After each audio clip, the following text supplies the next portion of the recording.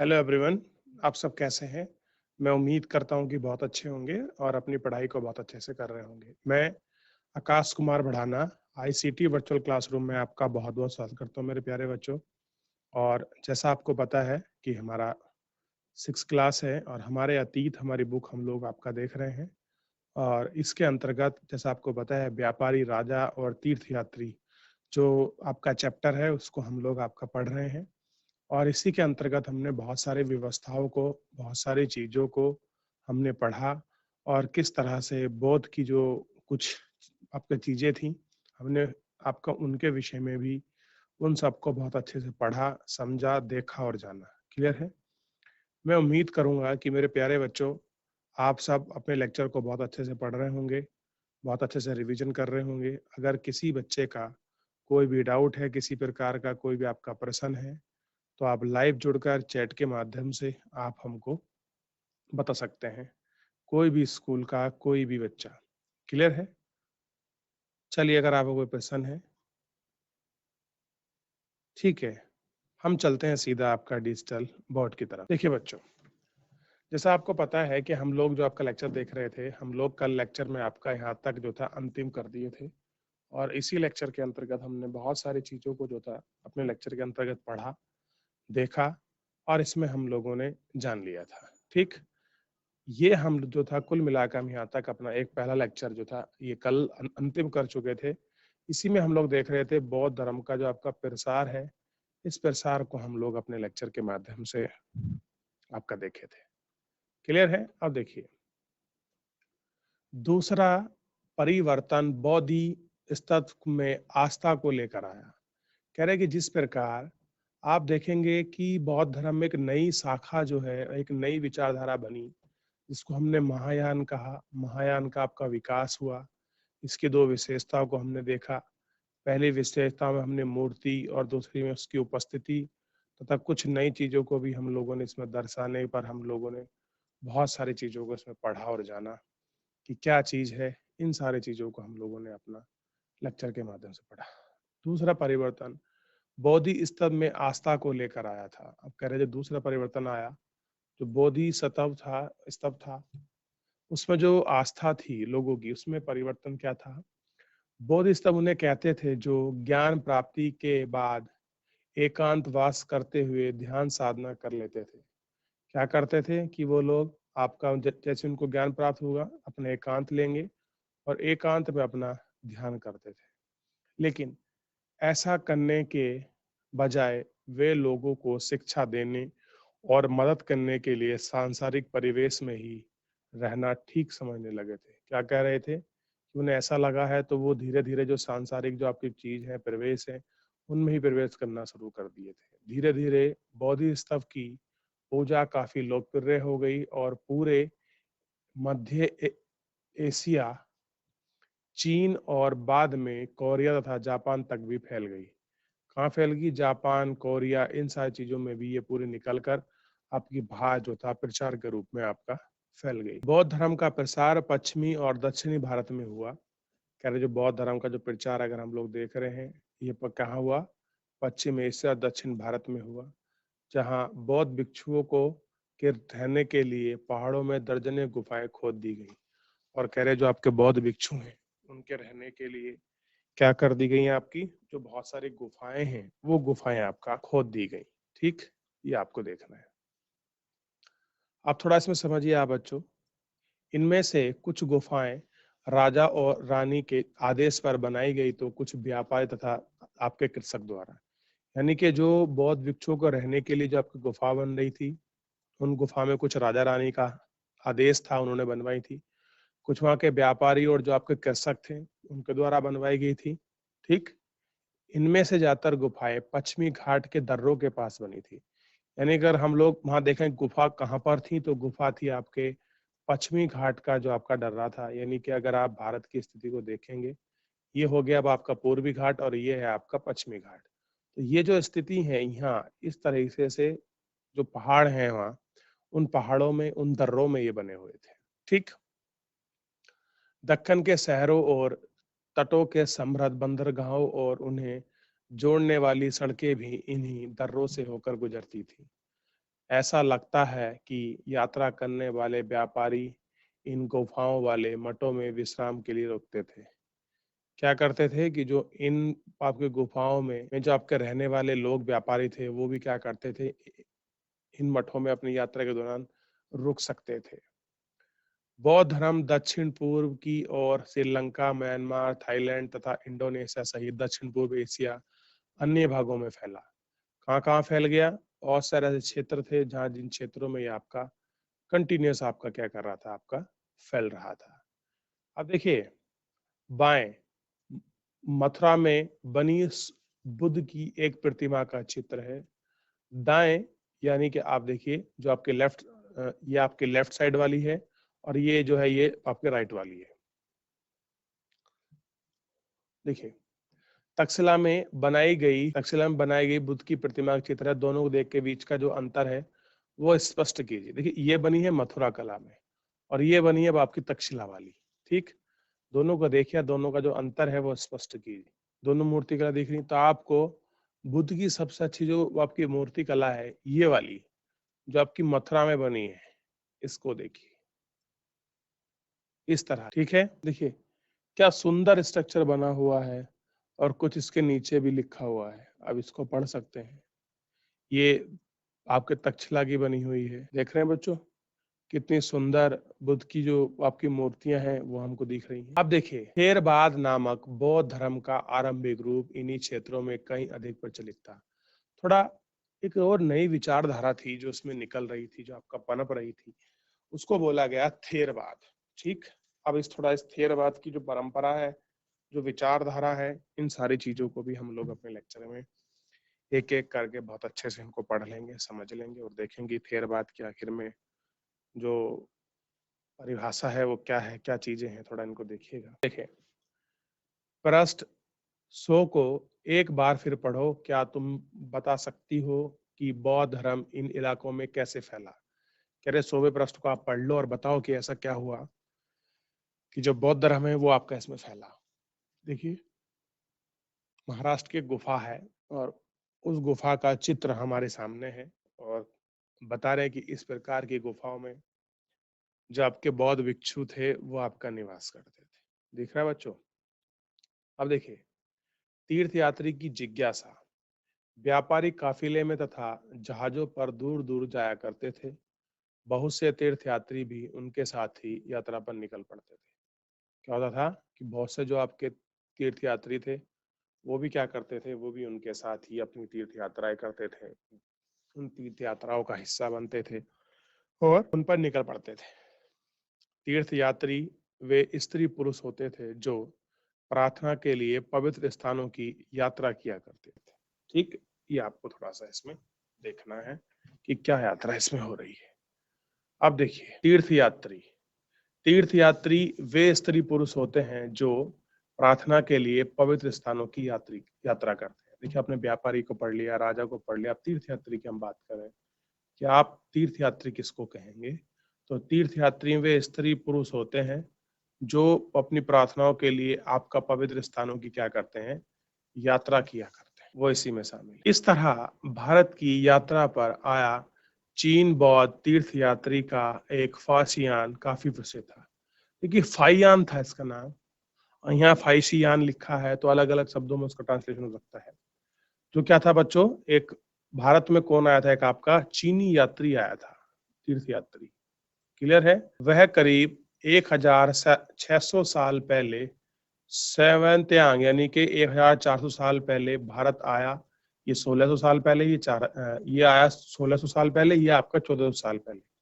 और करीब 50 साल बाद इनके कौन आया, इत्स्यांग आया। ये सब बुद्ध यानी 6 चैप्टर नंबर में जीवन से बुद्ध से जुड़ी जो आपके जीवन जितनी भी जगह हैं और प्रसिद्ध मठों को देखने के लिए भारत आए थे।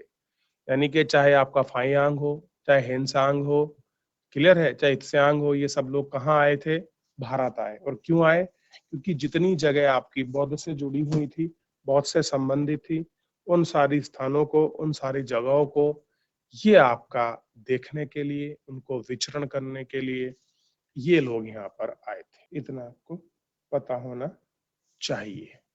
कि ये लोग क्यों आए थे। अब देखिए, इनमें से प्रत्येक तीर्थयात्री ने अपनी यात्रा का वर्णन लिखा है। कह रहे जितना भी आपका जो भी तीर्थयात्री हैं, उन सभी तीर्थयात्रियों ने क्या लिखा है, अपनी यात्रा का जो वर्णन है वो लिखा है।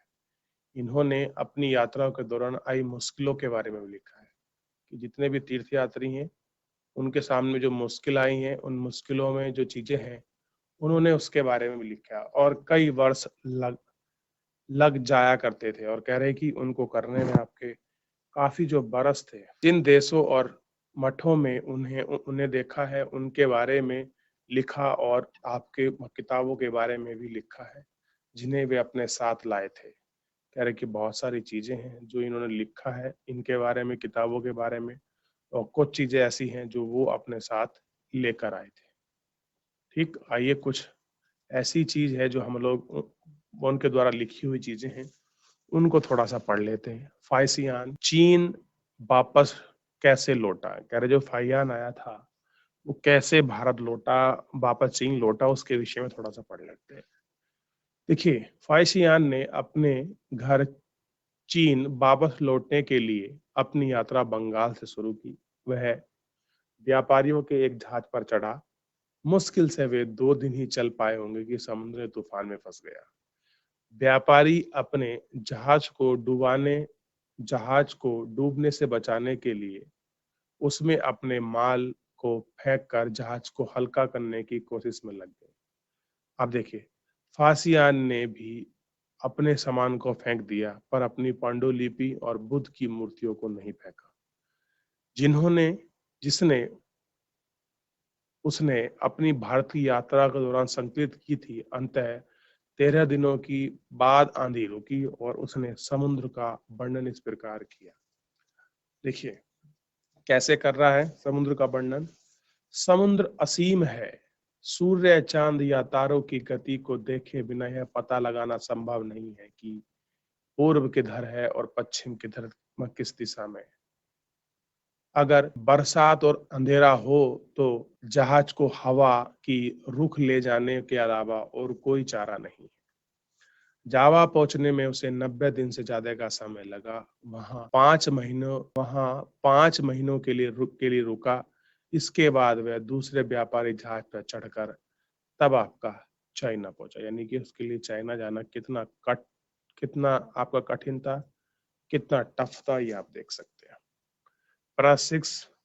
मानचित्र प्रश्न नंबर 77 में फाइयान द्वारा तय किए गए रास्ते को ढूंढो कि वो आपका किस रास्ते से चाइना गया होगा। उस रास्ते को थोड़ा सा आप ढूंढ लो और बताओ कि फाइसियान अपनी पांडुलिपि और मूर्तियों को क्यों नहीं फेंकना चाहता था। वो पूछ रहे हैं कि ऐसा क्या हुआ कि फाइयान अपनी मूर्ति और जो पांडुलिपि हैं वो उनको फेंकना नहीं चाहता था। देखिए, शेवंत्यांग भूमार्ग से उत्तर पश्चिम तथा उत्तर मध्य से होकर चाइना वापस लौटा। उसने सोने, चांदी और चंदन की लकड़ियों की बनी बुद्ध की मूर्तियों तथा 600 से भी ज्यादा पांडुलिपियां एकत्र की।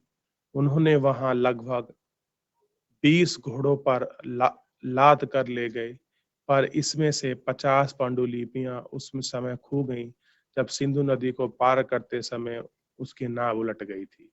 अब देखिए, जो त्यांग जो भारत आया था, देखिए ठीक है, जो त्यांग जो भारत आया था वो वापस आ रहा था चाइना। जब उसने सिंधु नदी को पार करा तो उसकी जो नाव थी वो आपका पलट गई। और नाव पलटने के कारण क्या हो गया बच्चों कि नाव पलटने की दिशा से जो उसकी पांडुलिपियां थी वो आपका उसमें बह गई या उसमें गिर गई। इससे क्या दिक्कत होगी। अब देखिए, अपने जीवन का बाकी हिस्सा उसने बची हुई पांडुलिपि का संस्कृत से चीनी में अनुवाद करने में लगा दिया। आप कह रहे जितनी पांडुलिपि उसके पास बची थी, उन पांडुलिपि में उसने क्या काम करा, जितने बचा था उसको उनको ट्रांसलेट करने में आपका उनको लगा दिया। यानी कि यात्रियों के लिए किसी धार्मिक तीर्थ स्थल का आकलन करना, उस पर जाना, अनुमान लगाना कितना ही कठिन था और कितना टफ था, ये अपने आप में देखना एक बहुत बड़ा टास्क था बच्चों। क्या था? अपने आप में देखना एक बहुत बड़ा टास्क था कि आखिर में ऐसा क्यों है, क्यों ये सारी चीजें हो रही हैं, इन सबको देखना था। और देखिए, नालंदा शिक्षा का एक विशिष्ट केंद्र, कह रहे जो नालंदा है वो शिक्षा का एक आपका विशिष्ट केंद्र है। ठीक, सेवेंसांग तथा अन्य तीर्थ यात्री ने उस समय सबसे प्रसिद्ध बौद्ध विधि शिक्षा केंद्र नालंदा बिहार में अध्ययन किया। उसने नालंदा के बारे में इस प्रकार लिखा, यहाँ के शिक्षक योग्य तथा बुद्धि में सबसे आगे हैं। बुद्ध के उपदेश का वह पूरी ईमानदारी से पालन करना है। मठों के नियम काफी सख्त थे जिन्हें सबको मानना पड़ता है। पूरे दिन वाद विवाद चलते ही रहते हैं जिससे युवा और वृद्धजनों ने एक दूसरे की मदद करते हैं। विभिन्न शहरों में विद्वान लोग अपनी शंकाएं दूर करने में यहाँ आते हैं। नए आगंतुकों से पहले द्वारपाल से ही कठिन प्रश्न पूछे जाते हैं। उन्हें अंदर जाने की अनुमति तभी मिलती है जब वे द्वारपाल को सही उत्तर देते हैं। 10 में से 7-8 सही उत्तर नहीं दे पाते हैं। अब देखिए, अब 10 में से अगर वो 7-8 उत्तर नहीं दे पाते तो चीजें होती हैं। अब देखिए, अब इसमें लिखा है कि जो सेवेंसांग है वो नालंदा में क्यों पढ़ना चाहता है। ऐसा क्यों है कि वो अपने नालंदा में जाकर वो अपनी पढ़ाई को करना चाहता है। ऐसा क्यों है? क्योंकि आपको पता होगा तक्षशिला और आपका नालंदा ये बहुत बड़े शिक्षा के केंद्र थे भारत में एक अपने प्राचीन समय में, और विश्व विख्याति पाने वाले ऐसे अपने आपके क्या थे, स्कूल थे जो बहुत प्रसिद्ध रहे थे आपके उस समय। अब देखिए, भक्ति की शुरुआत अगर हम लोग देखें तो पता लगेगा इन्हीं दिनों देवी देवताओं की पूजा का चलन भी शुरू हुआ। बाद में हिंदू धर्म की यह प्रमुख पहचान बन गई। इसमें शिव, विष्णु और दुर्गा जैसे देवी देवता शामिल थे। कह रहे पहले ये पहचान बनी और इस पहचान में क्या देखेंगे, बहुत सारे लोग इसमें शिव, आपके विष्णु और दुर्गा जैसे जो लोग हैं वो देवी आदि सब इसमें क्या है आपके शामिल है। ठीक, इन्हीं देवी देवताओं की पूजा परंपरा के माध्यम से की जाती थी। कह रहे जो भी आपके देवी देवता थे अगर उनकी पूजा की बात करें तो जो भक्ति परंपरा थी उसी के माध्यम से की जाती थी। भक्ति उस समय काफी लोकप्रिय परंपरा बन गई। किसी देवी या देवता के प्रति श्रद्धा को ही अपनी भक्ति कहा जाता था। कह रहे कोई आपकी देवी है, कोई आपका देवता है, उस देवी देवता के प्रति जो श्रद्धा है उसी श्रद्धा को हम लोग आपका भक्ति कहते हैं। भक्ति का पथ सबके लिए खुला था, चाहे वह धनी हो या गरीब, ऊंची जाति का हो या फिर नीची जाति का, स्त्री हो या पुरुष। यानी कि जो भक्ति का मार्ग था वो प्रत्येक के लिए खुला था, कोई ऐसा व्यक्ति विशेष नहीं था। ठीक, भक्ति मार्ग की चर्चा हिंदुओं के पवित्र ग्रंथ श्रीमद् भगवत गीता में की गई थी। भगवत गीता भारत महाभारत अध्याय 11 का एक हिस्सा है। इसमें भगवान कृष्ण अपने भक्त और मित्र अर्जुन को सभी धर्मों को छोड़कर उनके शरण में आने का आदेश देते हैं, क्योंकि केवल कृष्ण ही अर्जुन को सारी बुराइयों से मुक्त दिला सकते हैं। पूजा का यह रूप धीरे धीरे देशों के विभिन्न भागों में फैलने लगा। भक्ति मार्ग के अंतर्गत वो आपको दिखाई देगा कि जो भक्ति मार्ग है, श्री कृष्ण ने जब अपनी गीता के उपदेश दिए थे तो उन उपदेशों को सुनकर और जो अर्जुन है, जो उनके बोलते हैं कि जो ज्ञान का विकास हुआ, और आज भी देखें बच्चों तो जो श्रीमद् भगवत गीता है बहुत बड़ा रहस्य है। बहुत बड़ी चीजों को समझने के लिए, अपनी परेशानियों को, संसार की आपकी उलझनों को, ये मानिए कि श्रीमद् भगवत गीता एक ऐसी धार्मिक पुस्तक है जिसको अगर आप अपने व्यक्तिगत रूप में भी पढ़िए, ऐसा नहीं कि हमको पूजा पाठ करनी है तो ही हमको पढ़ना है, आप व्यक्तिगत रूप से पढ़िए तो आपको बहुत सारी अनुभव, बहुत सारी चीजों के प्रति ज्ञान, समझ, ये सारी चीजें आपको विकसित होंगी और बहुत कुछ आपको सीखने के मिलेगा जो आपके जीवन में बहुत ही काम आने वाला है। क्लियर है? इसलिए बोलते हैं कि जो आपकी भगवत गीता है बहुत इंपॉर्टेंट है। देखिए, हमारे यहाँ आप इसको विडंबना मान लीजिए या आप उसका प्रचार प्रसार ना माने कि भारत में अभी गुरुकुल को छोड़कर बाकी और शेष जगह हम श्रीमद् भगवत गीता को नहीं पढ़ाते, बल्कि विदेशों में श्रीमद् भगवत गीता का बहुत अच्छी तरह से प्रचार प्रसार होता है। आप देख रहे हैं कि अंग्रेज भी वहाँ श्रीमद् भगवत गीता में हरे कृष्णा करते रहते हैं, क्योंकि अस्कोन समुदाय जो है आपका, चाहे रूस हो, चाहे आपके कनाडा हो, अमेरिका हो, इन जगह पर जो है श्रीमद् भगवद गीता का बहुत बड़े रूप में विश्व स्तर पर उसका प्रचार और प्रसार करता है। तो तीर्थ यात्री हो गए जो आपके तीर्थों की यात्रा कर रहे हैं, कुछ उनका विवरण लिख रहे हैं, उनके विषय में, यहाँ के बौद्ध संघ के नियम के विषय में लिख रहे हैं, यहाँ की अच्छाई बुराई के बारे में लिख रहे हैं।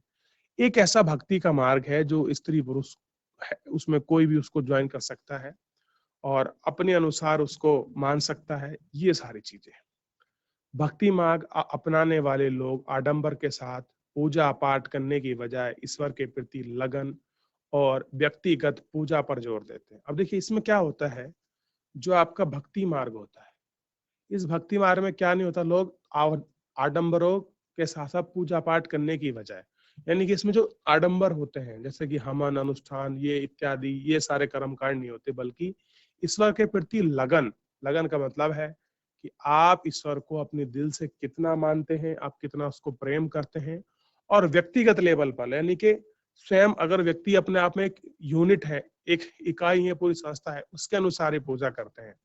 इसमें किसी के पंडित की, पुरोहित की, किसी साधु की जरूरत नहीं होती। आप बस जिस रूप में भगवान की पूजा करना चाहते हैं, आप व्यक्तिगत रूप में कर सकते हैं। भक्ति मार्ग अपनाने वालों का यह मानना है कि अगर अपने आराध्य देवी या देवता की सच्चे मन से पूजा की जाए तो वही उसी रूप में दर्शन देंगे। अब कह रहे हैं कि भक्ति मार्ग में क्या है, एक ऐसी मान्यता है या ऐसे लोग मानते हैं कि जो आपकी आराध्य देवी या आपका देवता है। आराध्य देवी देवता का मतलब है आप जिनको अपने मन में धाते हैं, आप पूजा करते हैं, जिनको मानते हैं, अगर आप उनकी सच्चे मन से पूजा करते हैं तो वो क्या करेंगे, उसी रूप में आपको दर्शन देंगे। जिसमें भगत को उसे देखना चाहता है, इसलिए आराध्य देवी देवता के रूप में भी हो सकते हैं। और कह रहे कि भगवान अगर भक्त उसको देखना चाहता है तो इसलिए जो आराध्य देवी देवता वो मानव के रूप में भी हो सकते हैं। क्लियर है, कैसे हो सकते हैं, मानव के रूप में। फिर सिंह, पेड़ या अन्य किसी भी रूप में, कोई आपको सिंह के रूप में मिल सकता है, पेड़ के रूप में, या अन्य किसी भी रूप में आपको जो आपके देवी देवता हैं, जो आराध्य देवी है, वो आपको मिल सकती है। जैसे जैसे इस विचार को समाज द्वारा स्वीकृति मिलती गई, कलाकार देवी देवताओं की एक से एक बढ़कर खूबसूरत मूर्ति तैयार करने लगे। आप कह रहे हैं कि जैसे इस विचार को ज्यादा लोगों को स्वीकृति मिली, ज्यादा लोगों ने एक्सेप्ट किया कि हाँ आराध्या देवी हम लोग मानते हैं, हम इनकी पूजा करते हैं, अगर इस प्रकार जब ये लोग आपको करने लगे तो समाज में एक उनका वर्चस्व बढ़ गया, स्वीकृति हो गई, लोग ज्यादा उम्मीद जुड़ने लगे। तो फिर जो लोग क्या करते हैं, अगर आप देखिए पूजा में अगर आप बात करें कि हम मूर्ति पूजा क्यों करते हैं, तो मेरे अनुसार जो है कि जिस हम भगवान का स्वरूप, जिस भगवान की प्रतिमा हम अपने अंदर नहीं देख पाते, हम वही अंदर की प्रतिमा सामने रखकर हम उसको भगवान मानकर उसको धाते हैं, उसकी आपकी पूजा करते। आपने सबने सुना होगा भगवान हमारे स्वयं के भीतर है। क्लियर है, जब हम अपने स्वयं के भीतर के भगवान को, परमात्मा को, आपके ईश्वर को नहीं ढूंढ पाते हैं तो हम सामने रखी मूर्ति में अपना ईश्वर भगवान मान के अपनी आराध्य पूजा पाठ करते हैं। ऐसा होता है ना, क्यों बच्चों, उसी प्रकार है सब। और फिर क्या हो गया कि सुंदर सुंदर देवी देवताओं की जो आपके मूर्ति का जो आपका चलन है वो आपका प्रारंभ हो गया। अब देखिए एक ऐसी कुछ आपकी मूर्ति आपके सामने मिली है, आप इसको देखें। देखिए ये क्या है, वराह के रूप में विष्णु एरण। देखिए वराह है, आप इस समझेंगे जो आपका विष्णु भगवान का जो अवतार था, उस अवतार को देखेंगे। मध्य प्रदेश की यह मूर्ति विष्णु के वराह रूप की है। इसके अनुसार, पुराणों के अनुसार, जल में डूबी हुई पृथ्वी को बचाने के लिए विष्णु ने वराह के रूप में धारण किया, जहां पृथ्वी को एक स्त्री के रूप में आपका दर्शाया गया। देखिए ये आपके वराह बने हैं, ठीक। और ये जो आपकी स्त्री का रूप में आपका लटका हुआ है, ये आपकी पृथ्वी है कि आपका पृथ्वी को बचाने के लिए कुछ आपका इस तरह से भगवान ने किया है। क्लियर है, तो आप इन सब चीजों को देख सकते हैं। अगर हम बात करें भक्ति की, तो भक्ति भुज सबसे बनी है, जिसका अर्थ है विभाजन करना या हिस्सेदारी होता है। भक्ति का मतलब क्या है बच्चों, भक्ति किस सबसे बनी है, भुज से, और जिसका अर्थ क्या है, विभाजित करना या हिस्सेदारी होता है। इसका अर्थ यह है कि भक्ति भगवान और भगत के बीच के पारंपरिक अंतरंग संबंध है। भक्ति क्या है, भगवान और व्यक्ति के बीच का जो एक क्या है, परस्पर जो आपका संबंध है, ठीक। भक्ति भगवान या भगवान के प्रति झुकाव है का एक अर्थ यह भी है जो अपनी ऐश्वर्य तथा सुखों को भगवान के साथ बांटे। ऐश्वर्य का मतलब जानते हो बच्चों, हीरोइन मत समझ लेना है नाम। ऐश्वर्य का रहा जो मतलब है आपके धन धान्य से ही है। यानी भक्त और भागवत अपने देवी देवताओं के भाग का हिस्सेदार होता है। क्या होता है कि जो भगत या भगवत होते हैं वो क्या होते हैं, अपनी देवी देवताओं के भाग के क्या होते हैं, हिस्से होता है। तो बच्चों, आज के लेक्चर के अंतर्गत हमने बहुत की सारी चीजों को आपके तीर्थ यात्राओं के विषय में पढ़ा, कैसे आपके विदेशी यात्री भारत में आए और उन्होंने अपना किस प्रकार से यात्रा वृत्तांत लिखा और उन्होंने किन किन चीजों का सामाजिक अध्ययन किया, आपका किस प्रकार से रहे, भक्ति भावना क्या है, तीर्थयात्री क्या है, हम इनके बीच बहुत स्पष्ट रूप से अंतर कर पाए। मैं उम्मीद करूंगा कि मेरे सभी प्यारे बच्चों ने बहुत अच्छे से अपना लेक्चर पढ़ा होगा और घर जाकर इसको बहुत अच्छे से एक बार रिवीजन भी कर लेंगे। चलिए, आज के लिए इतना ही, मिलते हैं नेक्स्ट लेक्चर में। तब तक के लिए अपना ध्यान रखिए, स्वस्थ रहिए और अपनी पढ़ाई बहुत अच्छे से करते रहिए।